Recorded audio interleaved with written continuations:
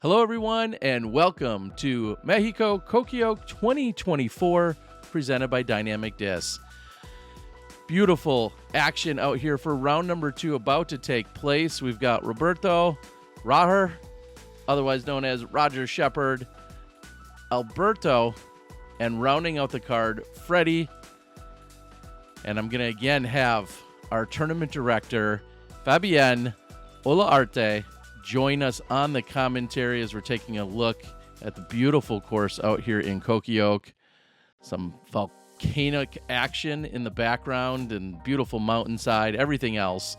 258 feet on hole number 1. Surprised to hear that we saw no birdies during round number 1 in more than a 20-person MPO field. But I'm going to throw it down on the ground to our TD. Tee time de 10-10 en la categoría profesional en el Abierto México Cocoyoc 2024, presentado por Dynamic Discs. Primero al tee, liderando en este momento con -9, representando al Disc Golf en Guadalajara, Roberto Broyard. That's us!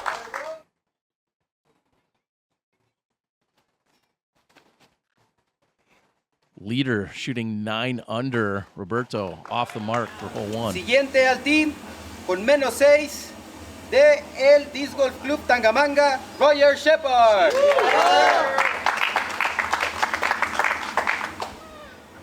We'll get into plenty of stories about Roger as coming in as a 67-year-old MPO player. Oh! Off the basket. Almost ringing it up on the first hole.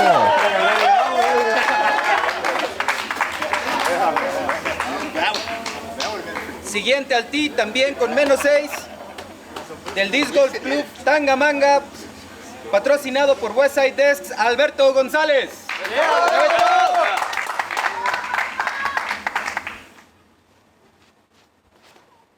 Alberto, he's got plenty of distance. Also hunting the basket on the first hole. Gets checked up just short of the OB. Cerrando el card con -5, patrocinado por Lone Star Discs, campeón defensor de este torneo, Fredy Meza.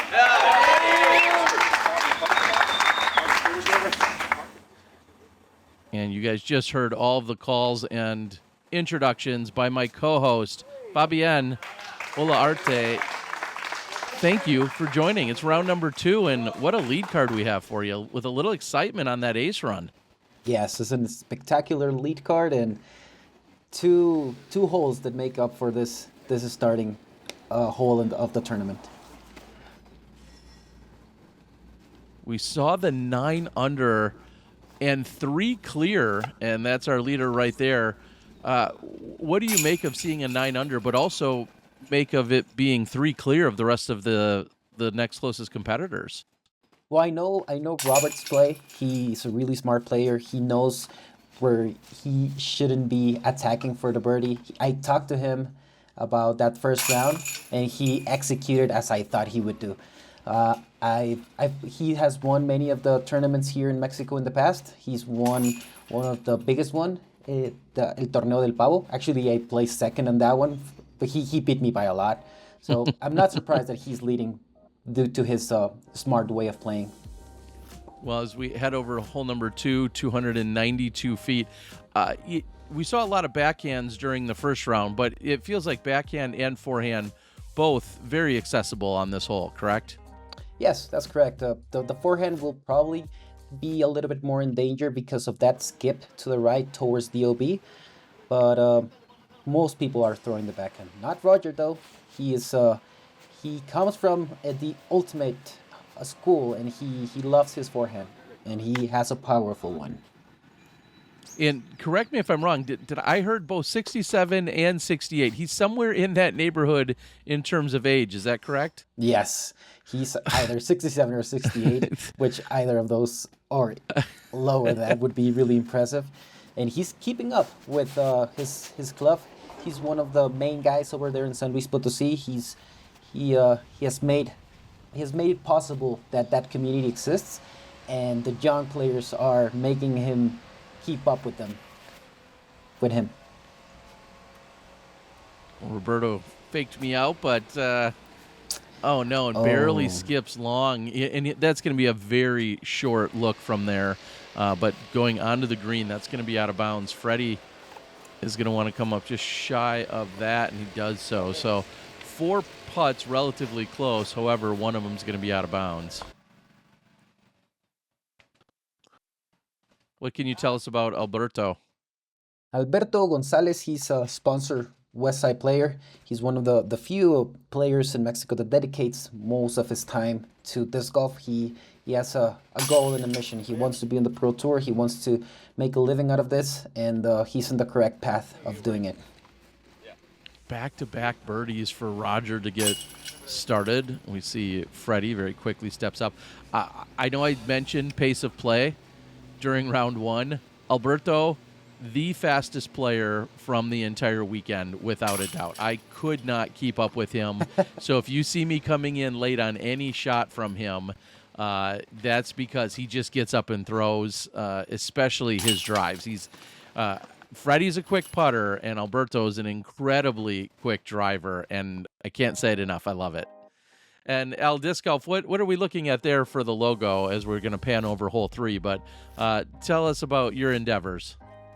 Well, this is a side project that I have in which I have my Instagram account, my YouTube account, and I make the content that I think it's needed by the community. If I see people are in the lack of knowing of the rules, I make a video about the rules. Anything that can help the community understand more the sport, that's what the channel's about. I love it. We'll have a link in the description as we're seeing Roger go left, about pin high. He keeps it in bounds, but he got over both the hazard and the OB green, so not a problem there. It's a smooth back into the pin. Yeah, very short range. Fredy trying to pick up his second birdie of the round. Alberto, not only does he get up and throw relatively quickly, but he's very compact. There's not a lot to, his run up, but he generates plenty of power. Ooh. Here, Robert was trying to play his game, playing it for par, but I think he left himself a longer approach than what he wanted. He definitely has the shot to come up to the basket, but not the drive that he wanted. And yes, Alberto, he likes to base his throw on Drew Gibson. He talks about that a lot, so he watches him a lot, and he has a lot of power. Alberto has a lot of power in his backhand. Yeah, it looks like Roger's going to be picking up his first par of the round. Meanwhile, Fredy trying to pick up his second birdie, and he actually paused there for a moment. That's more pause than I'm used to from his putting stroke, but that one pays off for the birdie. I like it. And now this is, you guys have a really unique format for this particular tournament, as Robert's going to pick up the par. The MPO division played one round on Friday afternoon, and now here we are on Saturday morning, where they're going to play one round Saturday morning, have about a 2-hour break or so, and then play the final round of the tournament Saturday afternoon. So it's 3 rounds over the 2 days, and that's just somewhat unique from what most of our players are used to seeing in the States for high-level disc golf, right? Yeah, that's correct. This is the format that we've done this tournament in the past, and I think it will remain as that, as a B tier. If we decide it comes to the need for it to be an A tier, we are going to do a round per day, as people are more used to. But if we do that, we're not going to do the party anymore. So we need to think about, that's that shot right there. Whoa, I'm going to stop you right there. There is no trimming of the party that needs to take place. You're just or you have to start the entire tournament another day early. But there needs to be a post-event party, as Roger pulls that one right and actually misses the Mando. Yeah, we're going to get to know the drop zone for the first time on this hole.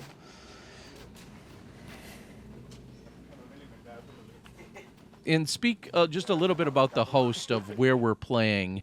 You said earlier, this course is there full time. You can play it any day of the year, but just talk about the property itself.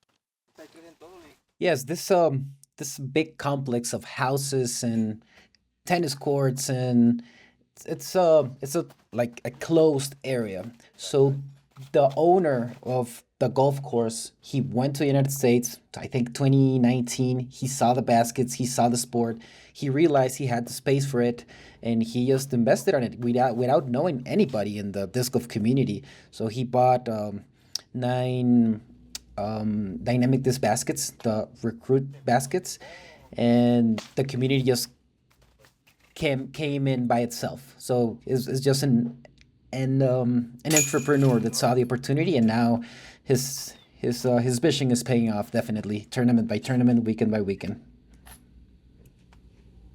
It is a beautiful setting. I'm going to already correct myself from round 1, which you guys should all be used to by now as that rolls back.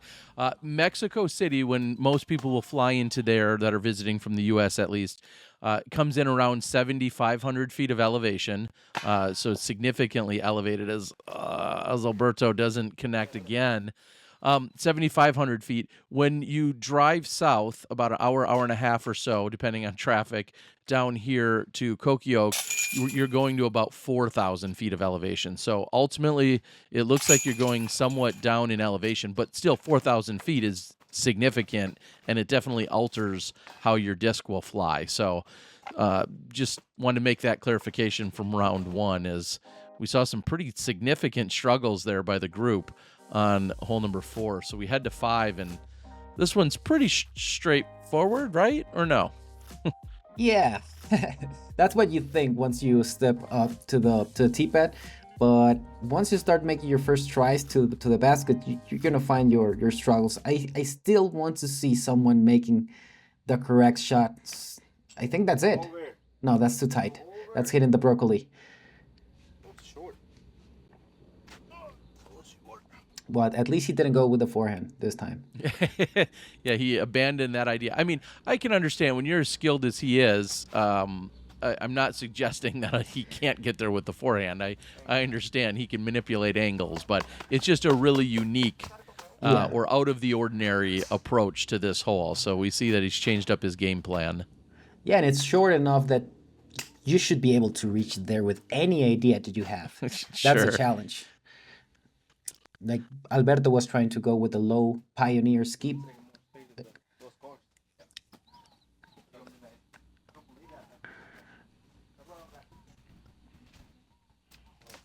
Oh no, that yeah, he just didn't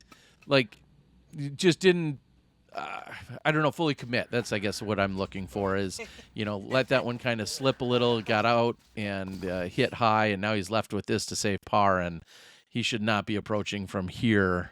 Ooh. Gives it a good run, but that was a very that was a silly mistake. Unforced error, I think, is the word I was looking for. Whoa. That was going in the whole time. And Fredy 0 for 2 on hole number 5, which kind of surprises me. He'll tap in for the par, but So once again, I think we are seeing no birdies on this short hole. Is this his second shot? No, his is third. yeah, that is his third. He's in for the par. So, yeah, certainly surprising to see that nobody got this hole. We did get 4 birdies on the MPO field during the day. Shout out to Cruz Bautista, Mauricio, Javier, and Gary. Hole number 6, we said it came in as this basically the easiest hole. This and 12 were the easiest holes during round number 1. We'll see what they can do here in round number 2, but not a lot to this one. Nope, it's one of the. I think it's one of your must gets. Nope. ¿O sí? Ooh. Nice. Yeah.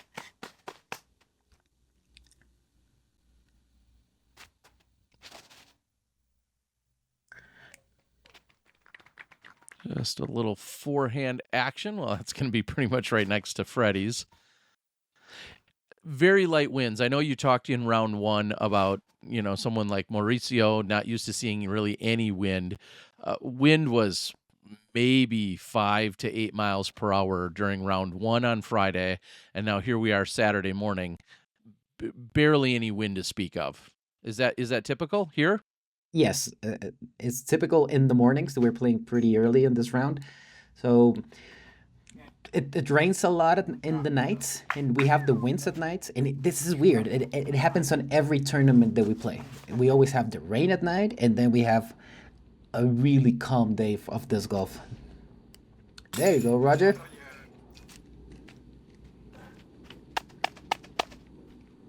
Nice connection from circle 2.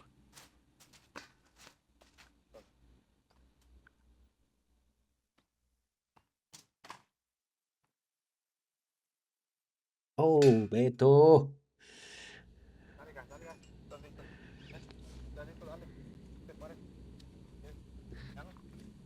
As you're looking off in the distance there, that's actually hole 8, I believe, is the pin that you see on the right. And way up on the top left of your screen is hole 10. And so you kind of see how all these holes, share OB lines, maybe from one hole to the next, or one hole to a hole that's, a couple away.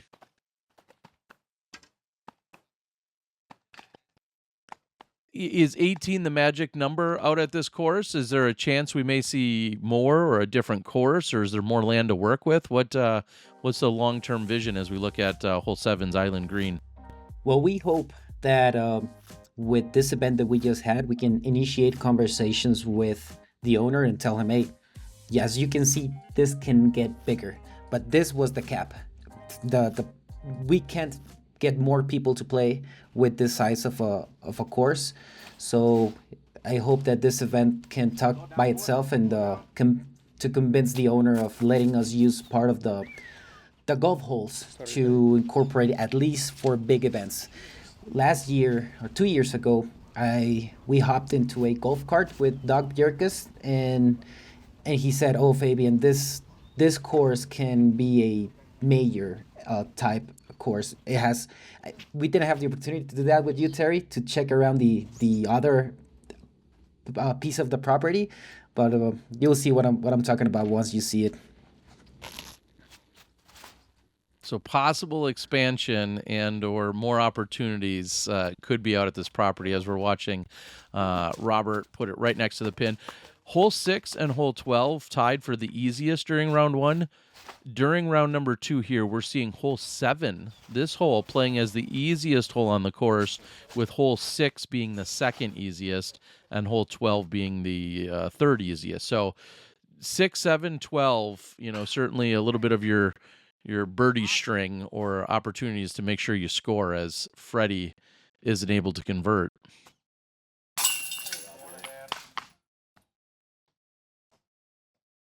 Roger, it's getting closer and closer to that lead. Let's go, Roger.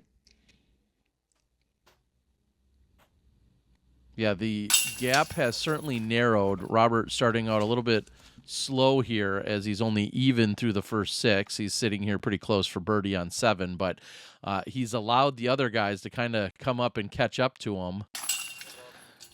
Maybe he'll go off camera and take a little shot of the hot sauce that he makes. I'm ready to try some of that myself. We'll talk about more of that tomorrow. But now we head into hole number 8, 352 feet. Got to get the right angle out of the hand, because if you come up short, you're going to land possibly in that hazard, or if you let it out too much, you could find OB on the left-hand side, or even on the right-hand side, as it kind of parallels the 9th hole.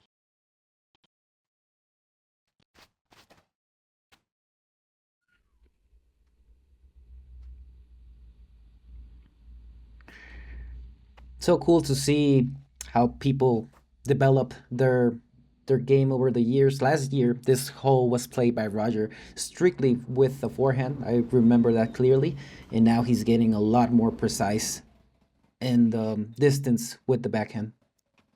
And Robert here is going to stand down for just a moment. Unfortunately, we had kind of an on-course emergency one of our competitors may have been bit or stung by something. Is that what we were seeing up on 9? Yes, well, one of our players from Colombia, he got bit by ants. It's common here, but he had an allergic reaction, so we took care of it. Yes, you guys were all on top of it. I know certainly a little bit scary for everyone, but you guys were on top of it immediately to not only assist, but then also find medical attention. So a big thanks to you and the entire crew, as like you said, some bites are very common, but to have a reaction. Every player's a little bit different. I remember getting bit by a few ants on hole number 15 during round 1, and it made me think about where I was standing and just looking down. But thankfully, it was just a little irritation for a moment. So great reaction by your entire staff and crew, and lots of love and hugs to everyone to get past that emergency situation. Big birdie there by Alberto. Yeah, a couple of confident putts out of him. That's good to see.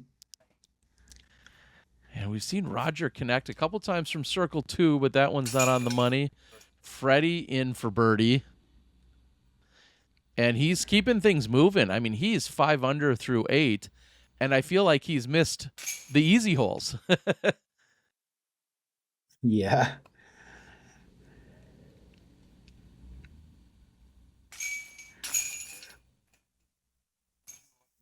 No problem on the cleanup there.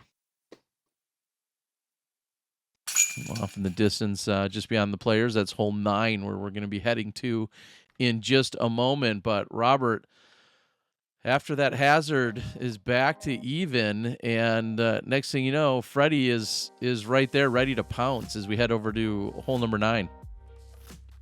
Hole number 9 is straight shot with a slow disc. Slow, not too much glide on it, or you can play what I do is with a fairway, just a little flex and just let it slide up to the pin. But that's how you should play. But a lot of mistakes are often in this hole, but not for Beto. He's playing his trust directly to the center and 15 feet away from the basket.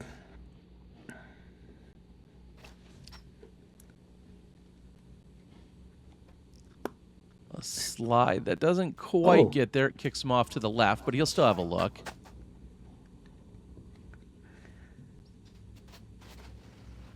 Go down. Yeah. Oh. Yeah.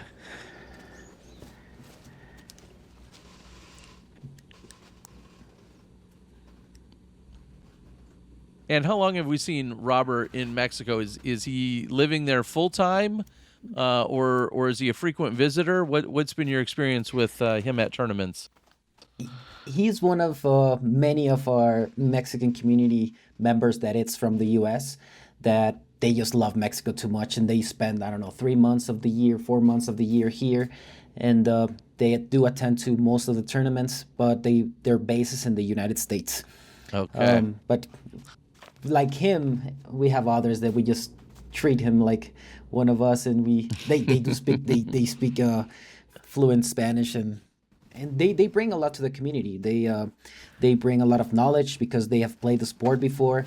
They bring a lot of their friends from the United States to be part of the events. So we are grateful for all of our members of our community, and a lot of Americans that are part of it.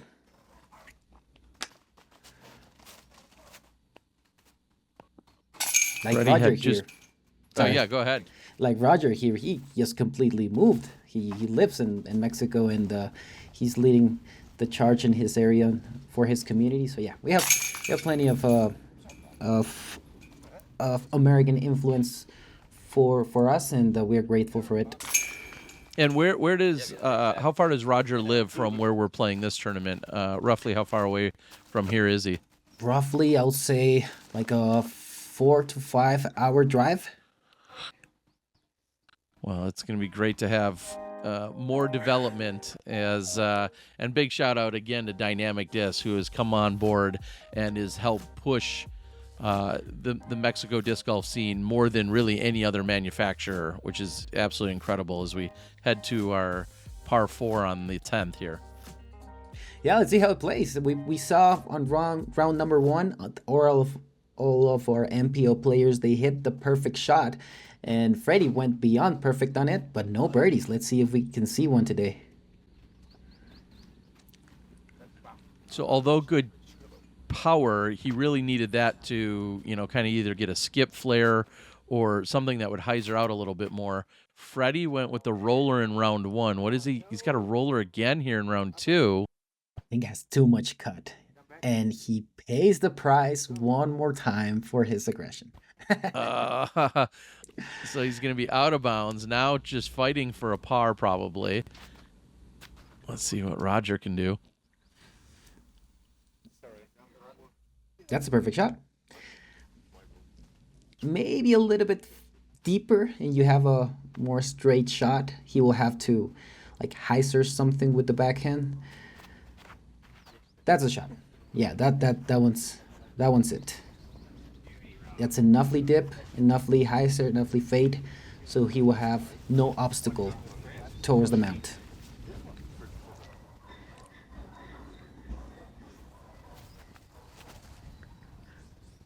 Sets up nicely for the forehand approach, and he'll get it just inside the circle, but obviously still have to deal with the hillside. Yeah, that was his approach with the justice, and here, that's played perfect. That you have a short uphill putt. It's not that scary once you are actually in the hill. Well, if you are at the bottom, it gets really scary. Did he go deep? Oh, he went back. Oh. No, it's wow. It circles back, but he is looking at the basket and nothing beyond it. So that's going to be an interesting putt he's got to save his par. Are you? I don't think so. A birdie look. And that one sits down. We saw a couple of nasty rollaways in round number one.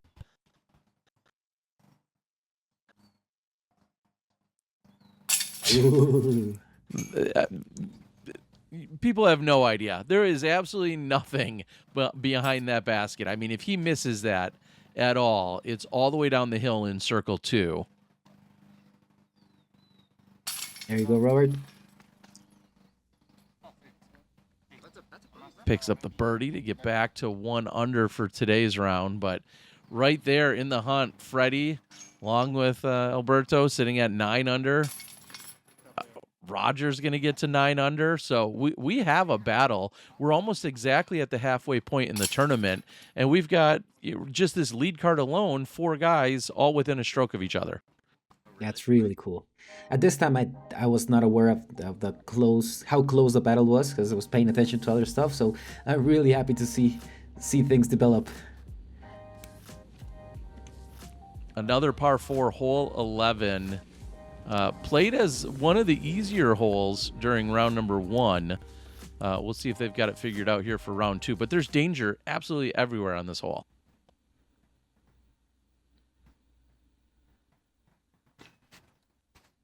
Roger playing the high forehand. That's too high. I think he's gonna be safe, but shorter than he would like. Yeah, that's safe, but short. Yeah, he may have even been saved by that tree, huh? There was a threat of possibly going OB to the right. Yep.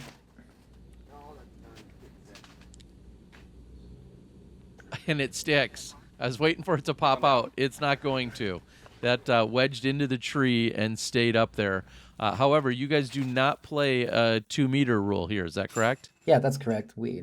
There's no place in Mexico where we play that rule. I think it remains in a California thing still. And sometimes I still keep it around just to tick people off. That's once again, like in round 1, the perfect shot with the forehand by Fredy. So he brings it directly below where he was in the tree. The group, kind of confirms where that spot would be. So we're going to see a forehand.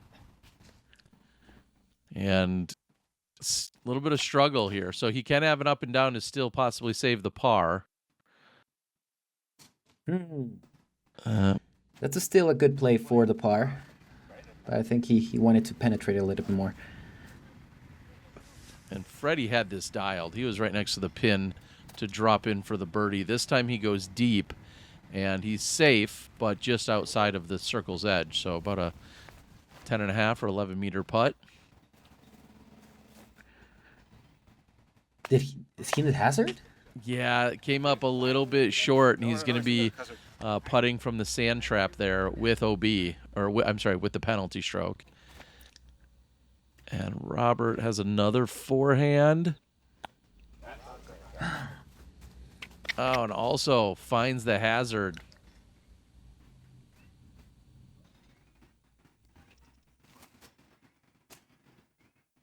Sliding down. Yeah, that's a little scary for a moment, sliding it across the green, but he stays in bounds.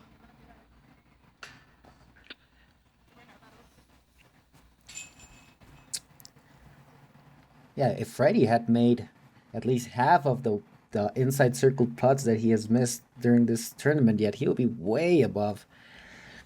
But that has been his miss. And Roger not able to convert. Awkward stance here.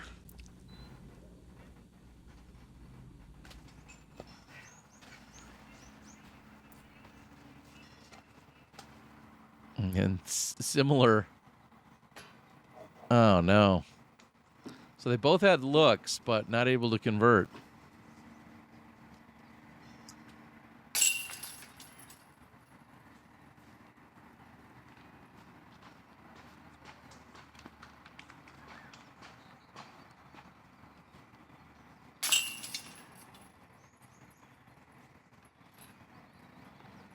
So a couple of pars, couple bogeys. I'm quite shocked because we did see that people were scoring on this in round number 1, and maybe the rest of the division was here, but not so much in terms of our lead card. They kind of struggled, and hole 12 is a great way to bounce back. This is definitely a must-get birdie. Yes, this is a must-get. The mistake is to go tight to the left and hit a tree and go be left, or there was this low-hanging branch, like 1/4 away. That one right there. If you go just a bit high, you're gonna hit it, but that's the only obstacle. Other than that, it should be a pretty straightforward either putter shot or your trusty approach disc. Not more than that. Ooh.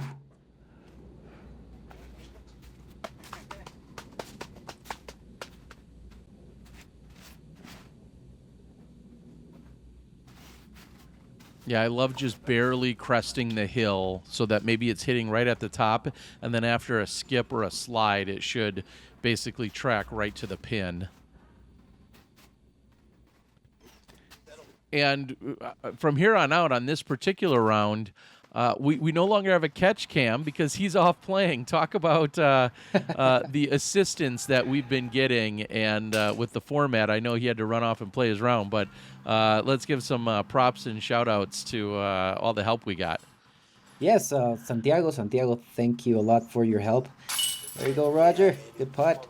So yeah, Santiago, he is part of a group that are entrepreneurs in disc golf in Mexico. They are making discs, they are making disc golf coverage, they making disc golf content, and it's just natural. This needs to happen. I said it from the beginning. For the sport to grow in our community in Mexico and Latin America, it needs to be a business for some people.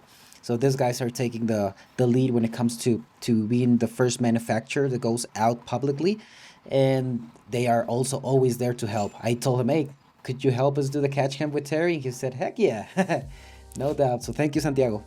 Yes, I will echo that. Thank you, Santiago, and the rest of the crew, and everyone over at Shaman Disc as well. Awesome to see the growth and development. Yeah, and like you said, somebody taking on that entrepreneurial spirit to fully embrace and grow disc golf here.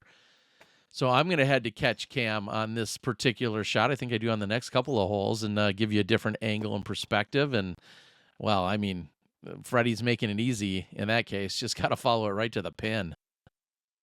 Yeah, this hole used to be our hole 18 way back. This is the other one that remains the same, untouched from the beginning. And yeah, people have played this hole more than many others, so they know how to play it. Oh, Roger hitting the pole, not a problem. Clearly a forehand friendly hole, as we see that great shot as well. Another one inside the circle. See Robert just with a standstill.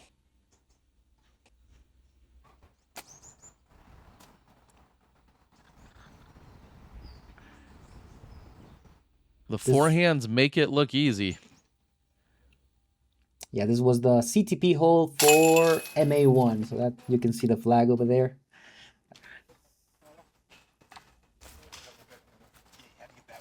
$112 competitors coming from 4 different countries represented at this tournament, including one from Denmark, and then Colombia, Mexico, and the United States. Do I have that right? We need to add one more. We do? Awesome. Yes, that I missed all weekend long when I was talking about this. We have a player from Venezuela, Juan Pablo Cárdenas. Incredible. So 5 different countries represented. Awesome to see. We see so much more international disc golf taking place and on the large stage, including places like Thailand, one that I've been actively involved with. But I said the same thing about Mexico as I did about Thailand, which is I love it here, and I'm for sure coming back. So eventually, I don't even know if I'll have any roots in the U.S. When it's all said and done. But what an incredible community of golfers and people and enthusiasts and supporters that you guys have here. And again, a beautiful piece of property this weekend to be playing on as well.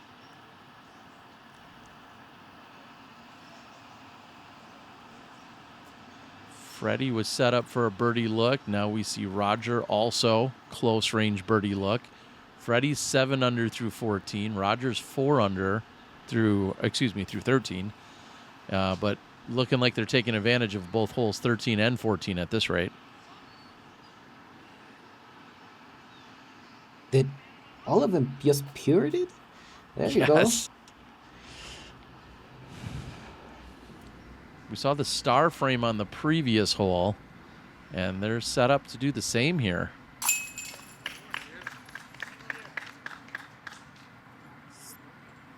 Five under for the round. He shot 6 under yesterday. Oh no, and it splashes out.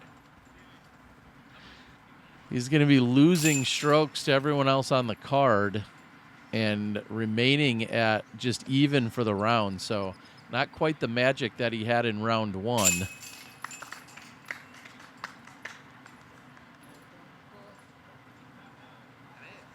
Bust out the hot sauce. Do it. Do it.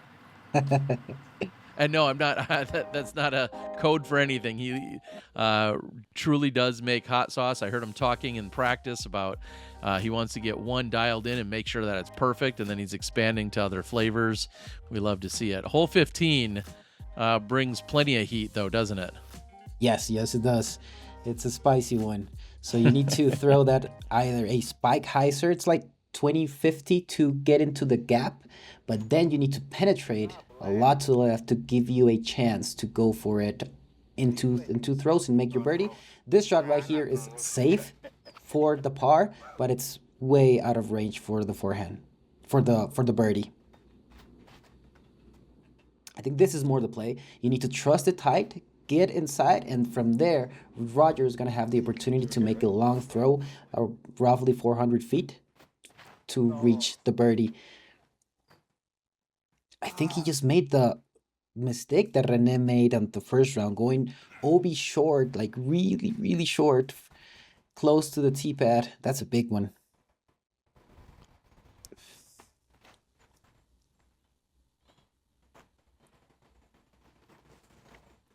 Oh, and that hits short and rolls back out. It's better than being out of bounds, so to speak, on the left side, but that looks like probably a layup from there.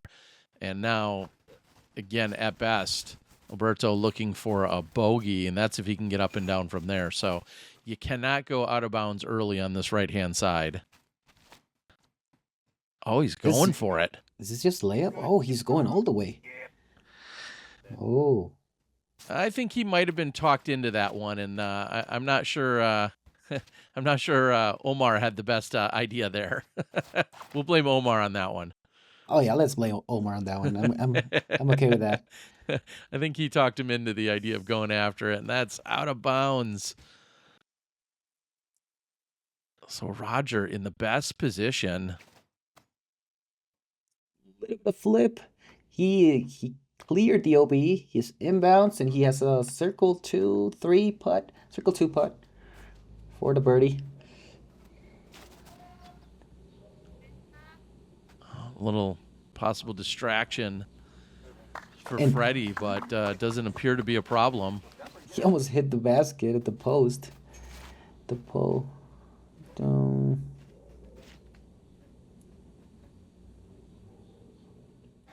So Alberto, the one to just throw, he helped me design this course. And that tree that he just hit, it was his idea, so...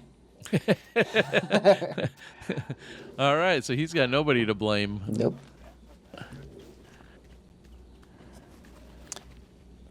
And so other divisions, I know we talked about like the island hole on 7. Other divisions potentially played this hole with slightly different rules, so it wasn't quite as punishing. Is that right? Yes, the OB section in the middle doesn't exist for them. That's clear in the caddy book. And also, there you go, Beto. Oh. And also it's a different par for some of them.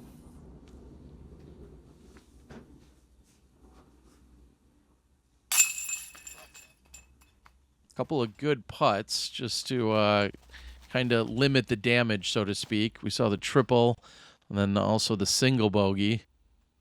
This played as the second most difficult hole on the course, and it played as the single most over par, so to speak. Just meaning it played .79 over par in the MPO division.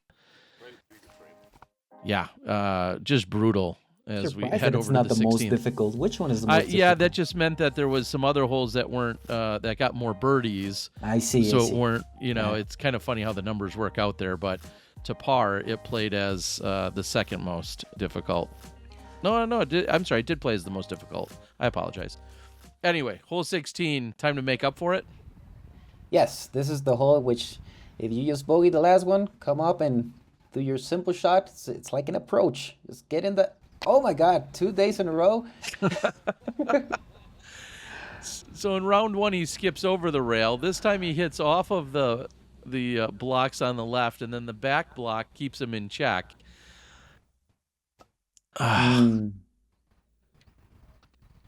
So this is treated, of course, as an island. That means that Roger will go to the drop zone with penalty.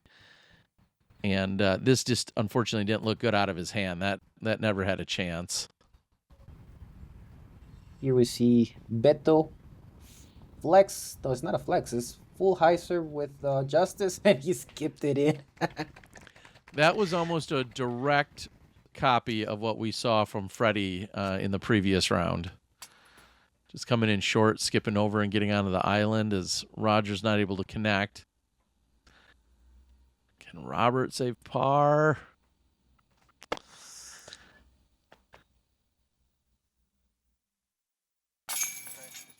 Fredy putts really fast.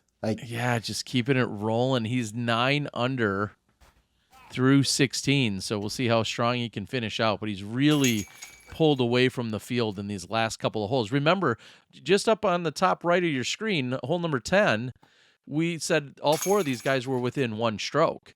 So you fast forward to 16 and look at the difference as you scan across the scores. Yeah, and he is tied for the hot round, for a first round, which is Roberts. So let's see how he closes. 17, we see on the left side, we're going to get to it right there on that left side. You have to go to the right of those posts. That's a mando to kind of keep you in this fairway. And then as you get closer, you'll have to decide if you're going over or underneath the awning there. And then OB is very close. That playground and that sidewalk comes in very close during an approach shot. That is a good play. If you have the power, just Just go right. Don't mess with that Mando. If you want to just power through the Mando, that's never a good idea. It's another good play. It's wide enough.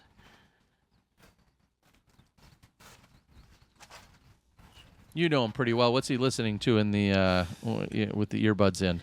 Oh, Is that music, podcast, a book? What is he listening to? He's listening to music. He's listening to hard metal music, either Pantera or something like that. Wow. Okay.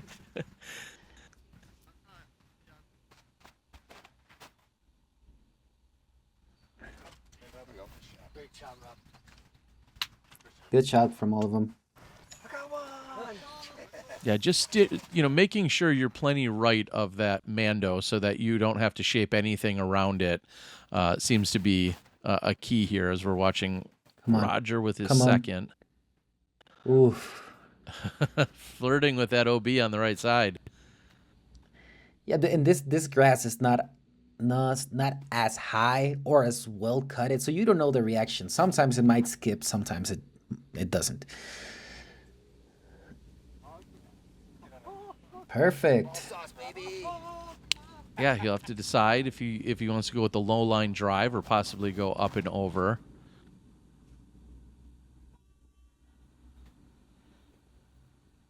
Perfect. And yeah, checks up nicely just short of the OB on the left side. And an aggressive play again coming from Fredy.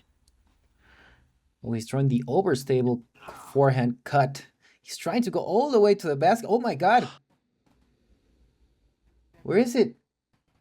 It's going to check up just short. It stays in bounds and kind of splits those two, bushy areas. So he'll have a long look for eagle. Incredible.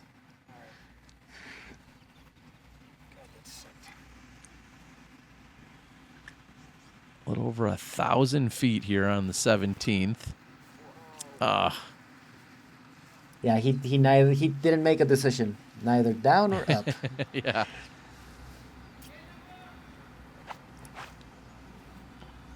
Play wide for the skip. You really want it slowing down by the time it gets to the pin, because like I said, that sidewalk, which is OB, comes up very, very quickly, or cart path, whatever you want to call it. It comes into play off of a skip, so you really need it to slow down just as you're getting to the pin.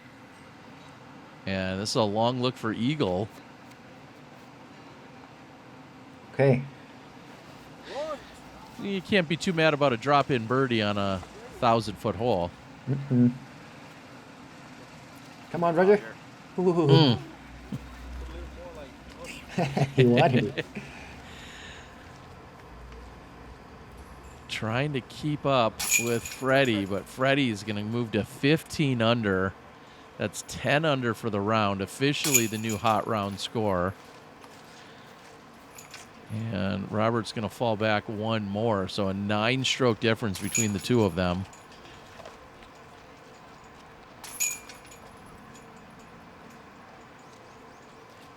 And we're going to start to close things out. We're heading to the 18th, PDGA, Latin America.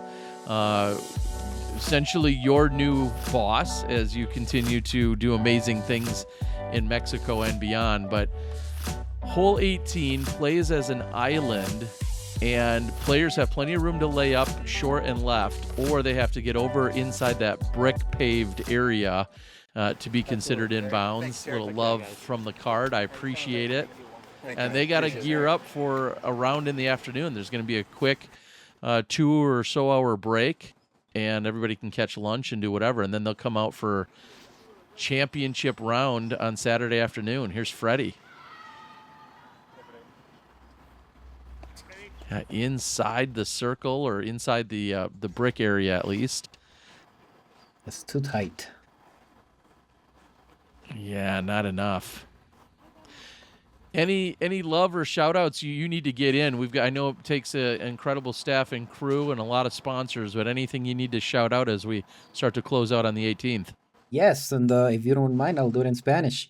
Please. Muchas gracias a todos los que han apoyado a este proyecto, al Abierto México Cocoyoc, a los que vinieron e hicieron el viaje desde Colombia, de Estados Unidos. En serio que este torneo es posible gracias a que planean venir, a que tenemos la casa llena y sobre todo a los patrocinadores. Este evento no habría sido posible sin el apoyo de sus donaciones, de lo que pusieron en dinero, en especie, para poder hacer esto realidad. Así que muchas gracias también al equipo aquí en Ciudad de México, que me ayuda a montar todo, que me ayuda a llevar las cuentas. Así que gracias, muchas gracias a todos los que participan cada año. I agree. I love it. Seriously, thank you to everyone that has made all of this possible. Yourself, first and foremost, along with Dynamic Dis and all of the sponsors. It's, what an honor. As our Airbnb is located just a few hundred feet away from the 18th green, being here in Cocoyoc has been awesome. And I'm so excited to get to our championship and final round number 3. Like, share, subscribe, do all the YouTube things. I haven't begged you guys to do that. I may have a couple discs to give away, so make sure you leave us some comments. And with that, we are 2 rounds in, and Fredy is jumping out in front of everyone else. He's got a 5-stroke lead going into the final round. Thanks again for joining us. Fabian, we'll see you for round number 3. That's all from Cocoyoc 2024. We'll see you in the final round.